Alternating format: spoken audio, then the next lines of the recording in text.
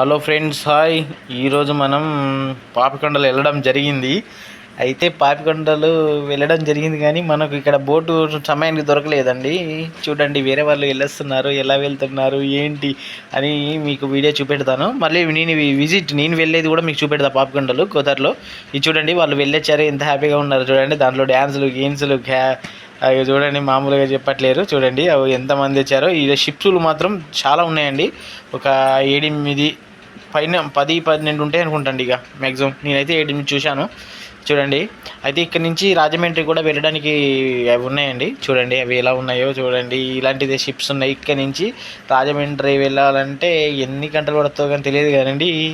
ఇంకో షిప్స్ వస్తుందండి. చూడండి చూడండి, మామూలు లేదు. ఈ గోదావరిలో ప్రయాణం చేయడం అంటే ఎవరికి ఇష్టం ఉండదు చెప్పండి. కొన్ని రోజుల్లో పాపికొండలు కనుమరుగైపోతాయంట. ఎందుకంటే ఇక్కడ పోలవరం స్టార్ట్ అయితే ఇక్కడ నుంచి ట్రావెలింగ్ చేయడానికి కుదరదంట. మరి బహుశా భద్రాచలం నుంచి ఏమన్నా పెడతారేమో. పాపికొండలు మ్యాక్సిమం పాపికొండల హైట్ వరకు వస్తాయంట వాటరు. కొంతమంది అంటున్నారు, మరి అంచనా ప్రకారం మరి ఎలా ఏంటి అనేది మనకు తెలియదు.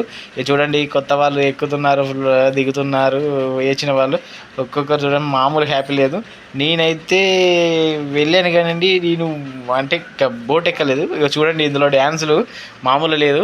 ఇది చూడండి, అగో మామూలుగా లేవు డ్యాన్సులు. ఇక్కడ డీజే టిల్లులు అందరూ అన్నీ ఉంటాయి. ఇక బోటింగ్ అయిపోయాక ఇక్కడ వీళ్ళు ఒక స్నాక్స్ అరేంజ్ చేస్తారంట. ఇక మిగతాది నేను నెక్స్ట్ వీడియోలో తెలుపుతానండి.